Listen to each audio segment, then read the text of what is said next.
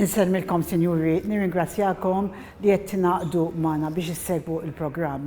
Illum se jkollna il-Business News, se nkellmu lil Robyn Pratt li hija professjonista fil-qasam tal-lukandi tal-ospitalità magħrufa madwar id-dinja.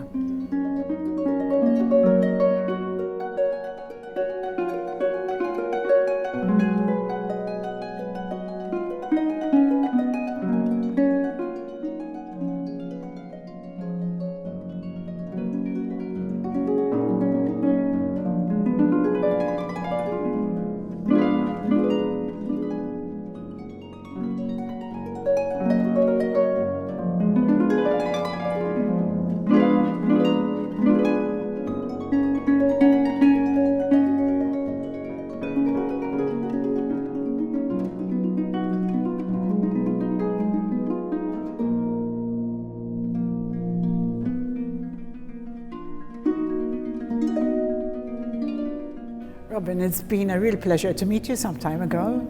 It's my pleasure. No, I really enjoy every time we catch up, there's something to talk about. And to actually come here and share it with our audience for Christmas, the hotel looks so beautiful. Thank you. So I'd like to start. I don't know very much about you. I know what I read on the internet. But you've been in Malta for how long now? 14 years now. Malta is actually, I think it might be, apart from my childhood, the place where I've spent most of my life, to be honest with you. And what brought you to Malta? Well, my husband, at that time, we were both working with Starwood Hotels when we were in Brussels. And we were going to move back to Australia, actually. We'd renovated our home and we're moving back. And then Brian actually was offered a position at Corinthia Hotels. And we were thinking, Malta, it might be nice to spend some time in the Mediterranean. So we have 3 sons. Our oldest had gone on that year back to university in Brisbane in Australia, thinking we were following. And then we came to Malta, and the rest is history, as I say. You know, we really found our place, I think, and we met some wonderful people. The children really loved the school that they were. By then it was the 2 boys, and I started a company called Impact Consulting, and I was doing working with different companies globally on developing service culture. And it all sort of worked, and we really enjoyed it here, and we enjoyed the people. I think that we felt like it was our home. So you feel very much settled here? Yes, I think so. And our children, especially James and Sebastian in particular being the youngest, has a lot of friends because he spent his school years mostly here. Both of them, all 3 of them have played rugby here and done various sports. My husband was involved in coaching of football and rugby, of academies, and so yes, we've met a lot of wonderful people, and we do feel at home here. And what do the boys do? Are they in the hotel industry also? No, they're not. Actually, Christopher, our oldest, he is a brand manager with a Chinese company who sell the security cameras which you can link to your mobile phone. And then James is in the finance industry. He manages an American company here on an international level, and he's in Spain now. And Sebastian is our 20-year-old, and he's doing international commerce at Galway University. So quite a mixture of, I guess, career paths that the boys are on, but they've all spent some time, might I say, working in a hotel or in the hospitality industry through their life. Yes, I think that would come naturally. Well, actually, James was literally, I was a hotel manager in a hotel in Australia when he was born, and we lived on the, it was the 20th floor, and so I went to hospital, had James, and brought him back to the hotel. So he was very much a hotel baby. And then I moved, and I was my first general manager position, and at that stage it was James and Christopher, and in those days, it was a smaller hotel. When the fire alarm went off at night, the GM had to go out. And so James, as a baby, would be taken to whomever was available at that time. So he really grew up in a hotel, very much. Do you think Malta's your home now, or do you intend to return to Australia one day? Yes. You know, it's funny, people ask me that because my father and my sister are still in Australia. So my heart, as far as my home with my family, there's a big connection to Australia. And I do love Australia. However, my family are on this side of the world now. And I think their lives are connected to the Northern Hemisphere. So for Brian and I, we love Malta. We love the people here, we love the friends that we've met. We both feel, you know, we're in our 60s, but we both still have a strong sense of purpose with what we're doing.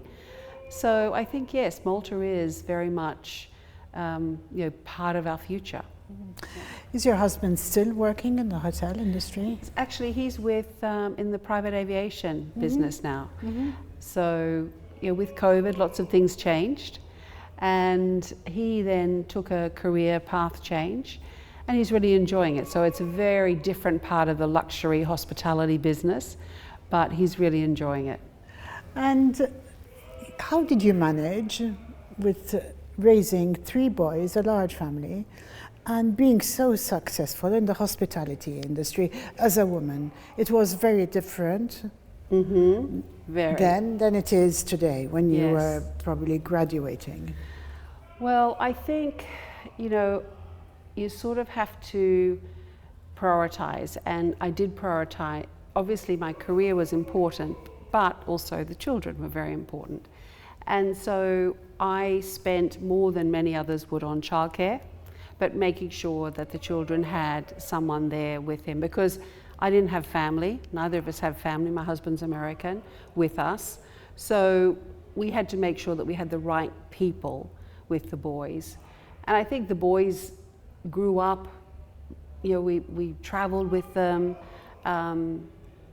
They're quite worldly. You know, I'm not saying that to brag, but just because of the life that we've had. Absolutely. You know, I mean, you're mentioning the US, Australia, and Europe. I mean, and it's like all the corners of the world, really. Which sometimes can be a difficulty for, especially when they're growing up, because like you were saying, where is your home?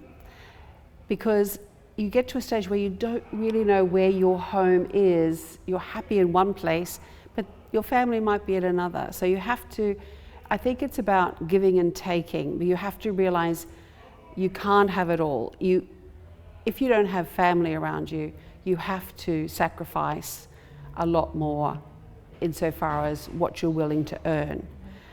Well, what you earn, and then what you're willing to have available to you for spending, because you're having it spent on your children. But for me, that was such a, that was what I needed to do, and that was a great investment. And we had some wonderful nannies for the children over the years who became friends. And I think, I won't say it wasn't easy. I won't say, a lot of juggling. Yes, a lot of juggling. And possibly that's why I'm still working, because, all my working life, it's been very busy. Mm-hmm. And so I think to give all that up, there'd be a big sense of, what do I do now when I've been so used to doing so much. And, there was many times when you'd get home and all the things to do with the children and homework and cooking dinner and whatever it was, and then you're up till midnight after they've gone to bed doing work. But, I've just been away, and we've received an award for the hotel, which we can't talk about until February. You can't talk about it. No, it's embargoed, unfortunately. Because I know, yes. And, you're very brave. You just landed, yes, basically. Yes. You just landed and you came here to speak to me. But, it's those sorts of moments when, and it's not just for the hotel, it's the first time for Malta. So it's really, it's wonderful because, we talk about quality and bringing more luxury tourists to the island. And so we all have to do our part, and this particular trip was really, fulfilling in that, it's getting recognition. Yeah. And so you got recognition for your work. Yes, for the hotels. Here in Malta. Yes. And why February?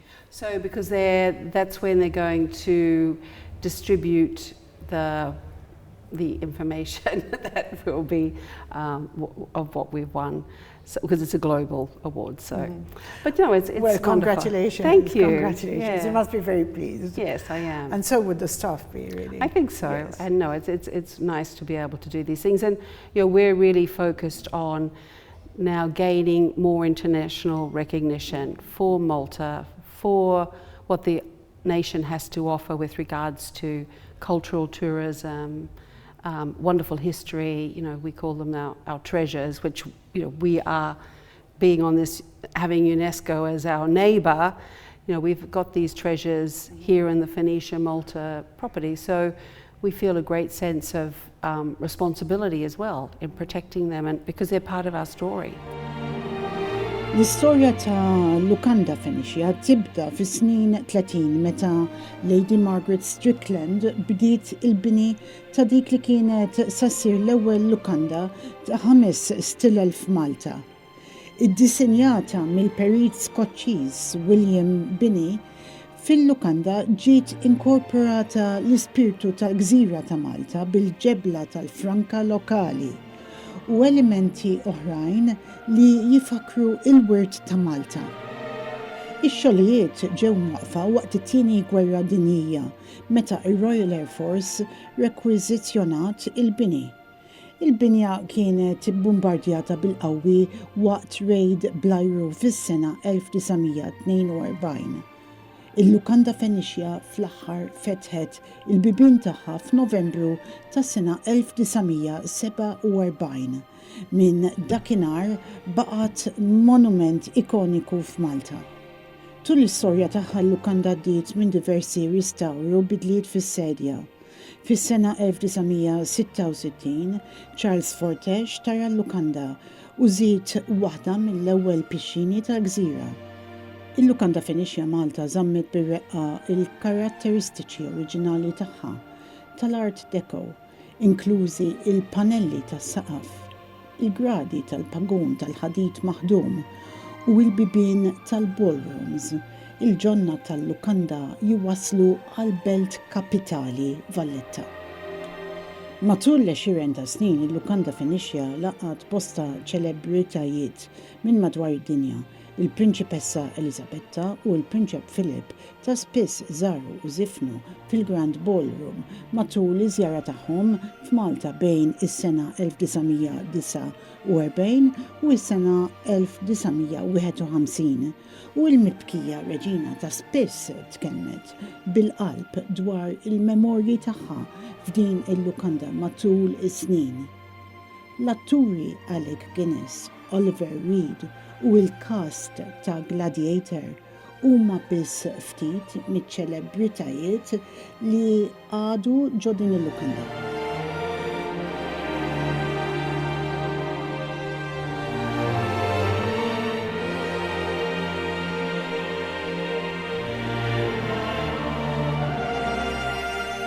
Il-Lukanda kellha wkoll rol ċentrali f'avvenimenti ewlenin fl-istorja moderna ta' Malta.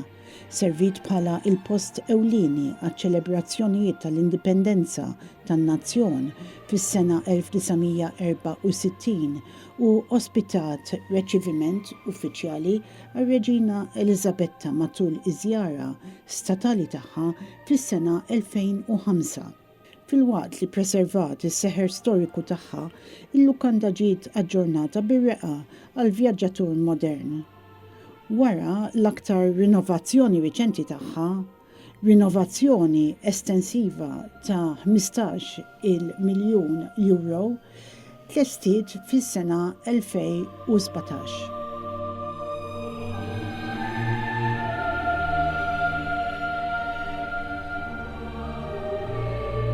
I'd like to go back to your childhood, yes, because I read about this farm. It sounded wonderful, actually, in Australia. Yes. And that's where your family yes. brought you up. Yes, I was born actually on a dairy farm in Queensland, Australia, in a little, well, I can't even say a town or a village. It's just a little farming community called Kalapa, and went to school, to the local primary school for my first 7 years. You know, when I look back at photos, you know, the children, we do our annual school photo, and no shoes on, and wow. you know, like really wow. Yes. quite a Country, different situation, really you know. And then when I think where I am today, I do feel a great sense of pride. Yes. But my father, actually, his ancestors, if you like, come from Schleswig-Holstein in Germany, and the parents during the war, because they knew that they couldn't look after their children, they sent out their children to different parts of the world. Okay. And my grandfather ended up in Australia, and he took on land that no one else would want to. It was what we call in Australia, it's called Brigalow scrub, and it's like you can't walk through it without being scratched, you know. But he took on, the Australian government at those days, for anyone that was willing to take on such harsh land and develop it, there was incentives and there was a long-term lease. So my granddad took that on, and now it's, you know, if you look at it, it's hard to believe that at one time no one wanted it. It's very valuable grazing land. And so my dad, we moved from a dairy farm to him working with my grandfather and developing this grazing property. So a proper working farm, a proper yes, working yes, farm. yes, pigs and cows and horses, and yes. And then as we sold the dairy farm, we moved into grazing cattle. So, you know, Dad would go out and, you know, muster the herd, and because they continued to add to the property, then it became quite a big property. So yes, all my childhood is you know, was been on a farm. And going back home to Dad, he lives in the same house he was born in, and that was I was born in, and so it's quite wonderful going back home. Mm-hmm. And how did you spring out into the hotel industry? So most Australians, when they're teenagers, they'll get a second job because they want to travel, because we're so far away from the rest of the world, and Europe and America all seems like these exotic places that we want to travel to. And so I was working for a council officers, and I took on a casual waitressing job. And then I went to America, and I came back, and this waitressing had sort of, the hospitality thing had got into my mind, into my brain, I guess. And lo and behold, I think I was 22 when I was part owner of my first restaurant. Wow. And in Australia? Yes, in this small town. And what type of restaurant was it? More like all types of mixed cuisine, if you like. It wasn't any particular theme, but it was a beautiful old house which we'd renovated. And I had 3 jobs at that time to sort of pay for everything. And then after several years, then I won Return Servicemen's League. So in Australia, you know, the services, the military, the people that have come back home, it's called Girl in a Million. And I won this, which ITT Sheraton in those days, Sheraton Brisbane, sponsored. And then they offered me a position of catering manager. Wow. And I'm like, wow, okay. So then I went to work for this hotel as catering manager, and that's how it all started. And honestly, I say to younger people, you know, coming into the hotel industry, that because it does sadden me that at times hospitality, you say, oh, I'm going to work in a hotel or a restaurant, and some people may look down on it, that, you know, like, oh, you're only going to be a waiter or waitress or work in the front desk. But the hotel industry has given myself and my family such a wonderful life. So I think every profession, if you want to it depends on what you want If you to want to get excel, at it. you Exactly. You can, whatever you want to do, you can excel. And I think that's, you know, important for young people to know that you can have a wonderful career. You can travel the world like we have in hotels. Obviously it's different these days, but I think in some ways there's assumptions quickly made about certain professions that, you know, is this going to give you a career? Is it going to give you, you know, the finer things in life? And I have to say that, you know, hospitality has certainly done that for us. I mean, I must say, I don't think it attracts the same volume of entry-level people, perhaps. I don't know if it's only in Malta. Malta, I think it's like worldwide. that for sure. And you know, so I was just at an international conference for leading hotels of the world, and human resources was a big subject of discussion. How can we attract those young students into the industry to help them, and also when they're with us, we have a responsibility to help them grow, and maybe they'll move on to another hotel or another business, but while they're with us, that they feel like they're being nurtured and enriched, and they're learning, because I think maybe hotels are not the only industry, but sometimes you get here and it's day in, day out, and that training and development could get mixed. And maybe they feel they can earn more in technology or in financial services, which so often, or in gaming in Malta. Yes. And so I remember I came back to Malta about 10 years ago from living abroad for a long time, and people were queuing up nearly to go to ITS. Yes. It's not happening today, and it's such a shame. Yeah, no, I think it is, and you know, if I can do my part in, you know, inspiring young people to come and try the industry. So you know, I'm very proud to be able to, whenever I can, speak to the younger people. We have quite a few students coming through the hotel from Holland and various parts of the world. If we can do our bit in helping them to really want to be a part of this industry, whether it's in Malta or abroad, I think it's up to all of us who have been a part of the industry for a long time to do that. Maybe more information sharing with even at school, with you know? School leavers, perhaps, just before they make up their mind where to go. And I think it's up to us as an industry as well to treat them in the right way. Yeah, that's very important too. So from the Sheraton, in Australia, Sheraton, where did you go from there? So from Sheraton, Brisbane, then I moved into, at that time it was called ITT Sheraton, and I moved into our regional office in a marketing services role. And that in that stage it was for the Pacific, so we had Fiji and New Zealand. And so I got a real grasp, or a real, I guess, a real, it sort of started to really sink in that this was the industry I wanted. And fortunately or unfortunately, you know, my father and my mother taught us to be, you know, if you want something, you need to go for it. And whatever you can do, you can do. They always, you know, I didn't have any sort of thing that says you can't do this. And a certain gentleman said, "Robyn, you know, you really need to realize that," because I said I want to be a general manager. He said, "Robyn, you know, you're a woman, you know, really you really need to realize you're going to have children, and it's really not the role I said, for you." it was different. Back then, remember. And for me, that was like red rag to a bull. So you can't say that to me. I'm definitely going to be a general manager.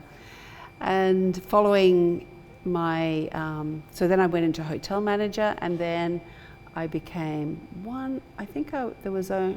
actually at that stage, there was two of us female GMs in Australia, but I was the youngest. And I really loved it, and I really enjoyed it. And then my husband and I, he was in the company doing technology. So you met him in Australia? Yeah, met him while I was in Australia. Okay. And then we decided to take a huge move and a huge risk because he was offered a position in Belgium, in Brussels. And he said, well, I'll go if, Robyn can go as well. And I went totally out of my comfort zone. I went from being sort of a big fish in a small pond, within our company, and then to Europe to being a totally very, very small fish in this huge pond. But what I did was, and it was something that took me out of my comfort zone, but I was put in charge of a project to implement the euro into our Eurozone hotels. So anything to do with the euro, like we had to change all of our systems and our, all of this, educate our team on what the euro was and all of these things. So it was a huge, big task. And I remember someone saying, what's this Australian woman here that knows nothing about the euro? But probably not many people knew anything about the euro. But then because some people had really strong views on should the euro come in, shouldn't it? And my boss said, well, maybe it's better because she doesn't have any view or bias. She's just focused on doing the project. And it was a really great project. I got to meet with people at the European Central Bank because we did a lot with regards to training our people on about the euro. And then from that, I was put into what's called Six Sigma, which is about achieving excellence in process for Europe, Africa, Middle East. And we called it operational innovation. And then 9/11 happened. And we had to really quickly change a lot of things. And I then led a team who visited all of the hotels to help them to minimize the losses, if you like. So set up operational risk. Or improve processes. Rather than having to let go of people, how could we change processes to conserve costs? Because obviously the tourism industry went like this overnight. So that was probably for a couple of years, but I learned a lot about operation and operational efficiencies and dealing with people and different cultures. And what happened after that, then I moved into innovation for the company, and I learned about Blue Ocean methodology. And from there I moved into brand design and luxury brands and managing the whole quality system or program for 240 hotels across Europe, Africa, Middle East. Wow. So that's a huge job. Yes, it was a huge job. And I loved it. And to be honest with you, I didn't really want to leave Brussels, but for the family, it was the right thing at that time. And that was 14 years ago. Malta. Yes, we came to 14 Malta. Years ago, yeah. Yes, and to start with, I was doing my own thing with consulting on service culture development, because that was and it is still my passion. And I was doing some coaching, executive coaching, because I really, and I don't just say this, I really get a kick out of helping people to be the best they can be, or teams. And if I think of the people that have worked for me over the years and where they are now, I'm incredibly proud of where they are. So you must be very patient, I think. Yes, possibly, but I can be very patient, but then I can, when it flicks, and I can also be, quite tough when it needs to be as well, because I think that's, obviously things happen and you need to take tough decisions. But I would say that my bias as far as the way I am as a leader is engaging. I believe that, it's a team. We need to bring them along with us, not, sort of be a policeman. And you really do get what you give. If you make them feel special and belong, they will do the same for the guests and for everyone around them. It must be quite a challenge training the staff here, multicultural, and also to train to such high standards that you have. Yes. So it must be quite a challenge. Yes, and it can be a challenge to continually reinforce that when you're busy, but also, as you said, multicultural. So we really need to deal with, it's not that it's difficult, but ensuring that all the team have a perspective that just because she has these beliefs or doing it that way or that it's not wrong, it's just different. And so that's why it's really important to be very clear about what is the Phoenicia Malta brand and what's your role in bringing that to life. Because, for example, if you have a value of empathy can mean something to me, being an Australian, and can mean something very different to a gentleman from India.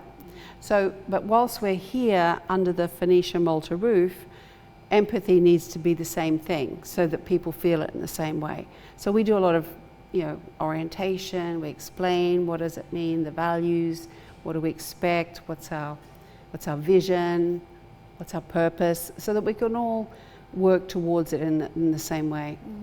You say you came 14 years ago, and we're speaking about multiculturalism. It wasn't like that 14 years ago. No, not at all. I mean, to be honest with you, 14 years ago, I wasn't working in a hotel here. So I started here nearly almost 5 years ago in a consultancy role. So it has changed a lot, obviously, since COVID. A lot, and I think for the industry. And to be honest, I'm incredibly proud of the team we have from Nepal. We have 30 different nationalities here, from India, from Philippines, from Ghana, from so many nations. And it's really important that they all feel that they belong. And it's our responsibility as leaders to help them feel that they belong. What are the milestones of your career? That's an interesting question. So the milestones, I think, would be probably, if I go back, it's owning my own restaurant at a young age. To be honest with you, one of the milestones was when I was general manager, we opened quite a significant restaurant, like very significant.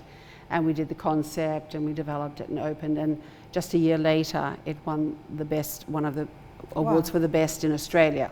And so does it still exist? Yes, in different names though. Oh wow. Because that's like, oh my goodness, that's now over 20 years ago, 25 years ago.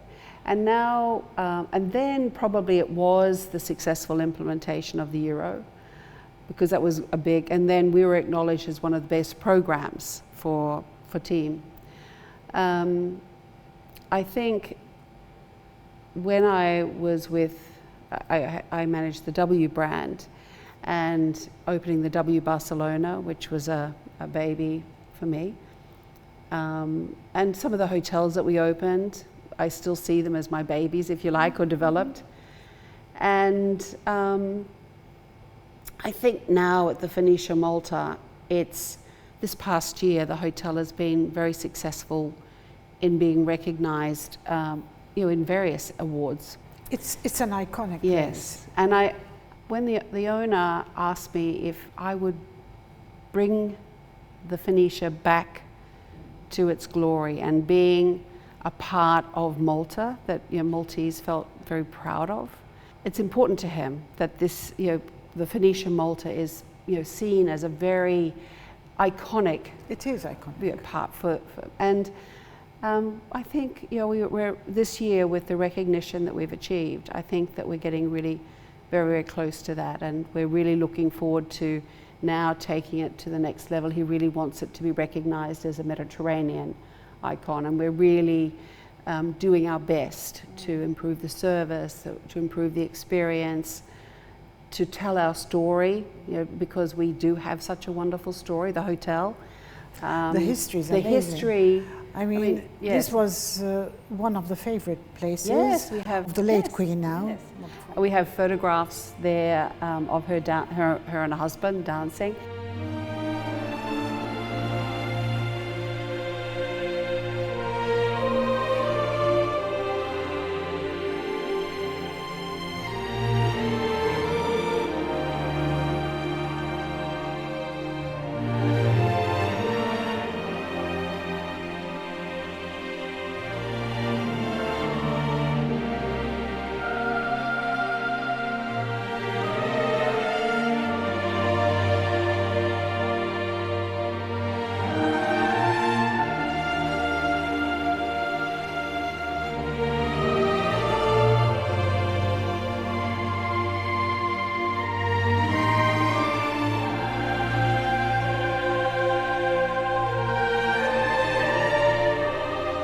fact, the Duke and Duchess of Edinburgh stayed here, or were here in October. And was that one of your highlights this year? Yes, for this, yes, yeah.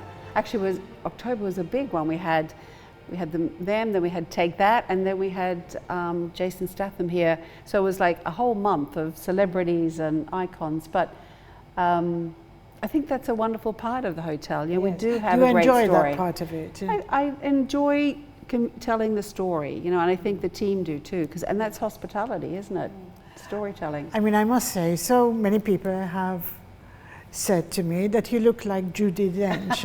I'm sure a lot of people tell you that. Yes, and in fact, I've had paparazzi chase me. When I was with W, we did the launch of Alicia Keys, New York. Yes. And I had organised that as brand leader.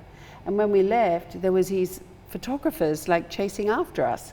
And my friends were like, what's happening? And they said, it's Judi, it's Judi. I'm like, I wish. Although she's a bit older, but yes, was a lot of people tell me. Was there always a resemblance, always? Probably, it's my hair. And I didn't always have this, but I had quite a big operation and I had to have my hair cut. And I thought, oh, this is easy because my hair is naturally curly and it's just stayed like this. Yes, but honestly, you must have somebody telling you every day. They do. Yes. Robyn Pratt kultivat karriera mifruxa fuq 40 sena, immarkata minn ruoli ta' tmexxija fl-industrija tal-ospitalità madwar l-Awstralja, l-Ewropa u l-Lvant Nofsani. Il-vjaġġ tagħha jirrifletti impenn sod għall-eċċellenza, l-innovazzjoni u għarfien profond tad-dinamika globali tal-ospitalità. Fil-bidu tal-karriera tagħha fl-Awstralja fetħet restaurant u din id-dedikazzjoni waslitha f'diversi pożizzjonijiet operattivi u maniġerjali. Il-mandat tagħha ma' Starwood Hotels and Resorts Worldwide kien notevoli bħala Viċi President għall-Innovazzjoni operattiva mexxiet inizjattivi ta' bidla u innovazzjoni f'aktar minn 240 lukanda fid-dinja u jrid il-kapaċità tagħha li timplementa trasformazzjoni strateġika fuq skala kbira. Robyn Pratt kellha rol importanti ta' Viċi President ta' Lifestyle and Luxury Brands għal Starwood fl-Ewropa, l-Afrika u l-Lvant Nofsani. F'din il-kapaċità hija kienet strumentali fit-tiswir tal-istrateġiji tad-ditta. Fis-sena 2010, Robyn Pratt waqfet Impact Consulting u komplit l-esperjenza estentiva tagħha fl-industrija biex offrit taħriġ ta' tmexxija eżekuttiva u żvilupp ta' strateġija tal-branding. Il-konsulenza tagħha kienet kruċjali għal bosta ditti tal-ospitalità, inklużi l-Meridian, Belmont Hotels u W Hotels, u għenithom biex jirfinaw l-standards tal-kwalità u eċċellenza operattiva tagħhom. Rebħet il-premju Queensland Businesswoman of the Year u l-International Women's Chiefs of Enterprises Achievement Awards għal kontribuzzjoni tagħha fl-industrija tat-turiżmu fl-Awstralja. Il-ktib tagħha To Build a Lifetime jidħol fil-vjaġġ personali tagħha. Fis-sena 2021, Pratt bdiet ir-rol tagħha ta' General Manager fil-lukanda Fenixja. Tgħix Malta mar-raġel tagħha li huwa Amerikan u għandhom 3 tfal adulti. What would you like to see for yourself personally, in the next year? Since now we're sort of finishing the year. And what do you like to do when you're not working in the hotel? Well, we have 2 grandchildren, 5 and 1, and they live in Spain. So they were living in London. And this is from your second son? Second son, yeah. So with the children and the grandchildren, I do like to see them. My husband and I enjoy traveling. I think it's just something, so we do like to take mini breaks, although, and he will tell you this, this year has been a busy one, so I haven't had as much time as I would have liked. And I like now, after COVID, to go home and see my dad at least a couple of weeks a year. He's getting older, so I really want to spend time with him. But it is about, I say, I don't want to make decisions. So it's just about having some time to myself just to be, because you're running all day, every day, as I'm sure you are as well. And when you're talking to people all the time, sometimes it's good not to talk. But actually, I quite enjoyed the buzz. Yes, so yes. I feel you might but be the same. But sometimes that you do need to sometimes wind. You It gets a bit much. You need to put the brakes on, I think, sometimes. What do you think of the tourism the industry in Malta? Yes. What are your thoughts on it? Because I've spoken, for example, to Tony Zara a few times, and he always has this dream that we should do it better but not bigger. That's exactly what he says. I would agree, and I think it's about a balance, because obviously there's all levels of accommodation in Malta, so those businesses have to be successful as well, but it is for the sake of the island and for the Maltese. We really need to think about how tourism and the locals can sustain this island and all that it has to offer.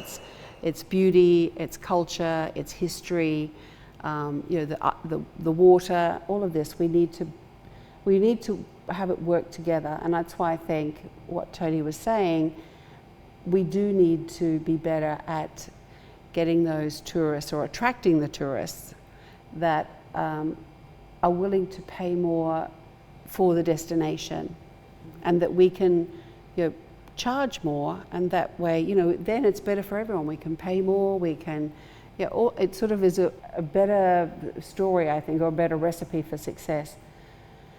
Because if we're all fighting and dropping rates, and then you can't pay people as much, or you can't offer the best experience. It's a very big challenge. It's a very big challenge. Because I know it's very hard to give away. I know that was the vision for many years, but I don't see it happen. No, and it is a very big challenge. And I think you have to say, with regards to the tourism, there is.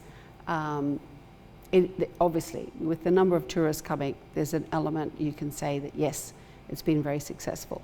But there's also an element that says we need to fix some things before we can move. They say sometimes you need to slow down to speed up, and I think we just need to just have a breath and think about what do we need to do, instead of trying to do everything, and then you start to not do anything properly. So we need to really do some things. I mean, I have to say the Americans in particular coming to the hotel are so impressed with the restoring of the various buildings around Malta. Absolutely, and Valletta. And it is amazing, and it's hats off. And honestly, people are like, wow. Because there's nothing so old in America, really. No, and they love it.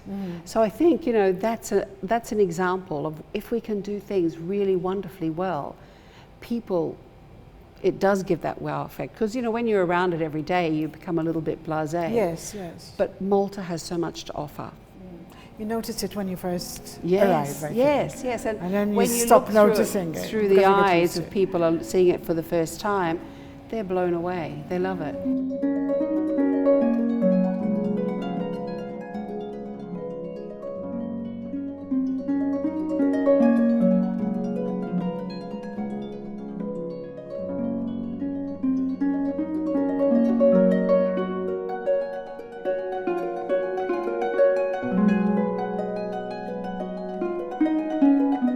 Robyn, what will you be doing for Christmas and New Year this year?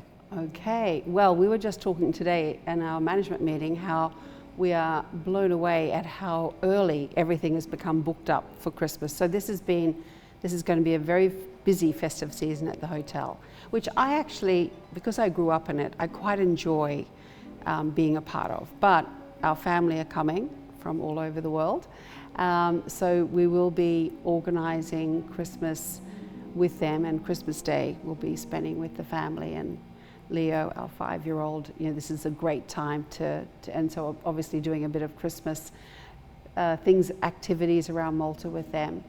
But I always love to come in Christmas morning and pass out some chocolates to the team who are working, because sometimes they get forgotten about.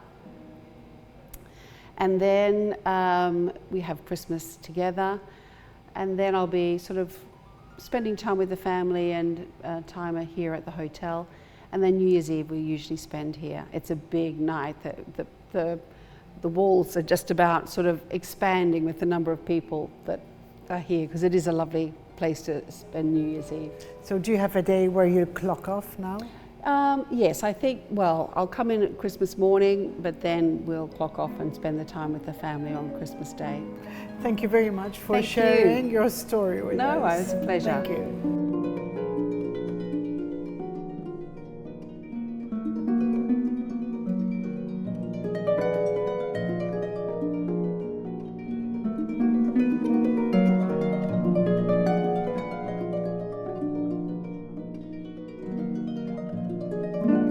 Grazzi Sinjuri li segwejtu il-programm illum. Għal Business News tkellimt ma' Robyn Pratt li hija professjonista fil-qasam tal-ospitalità. Jekk għandkom xi kummenti ibatuhom permezz tal-WhatsApp fuq in-numru li jidher fuq l-iskrin. Jiena Lea Hoggan, Net TV.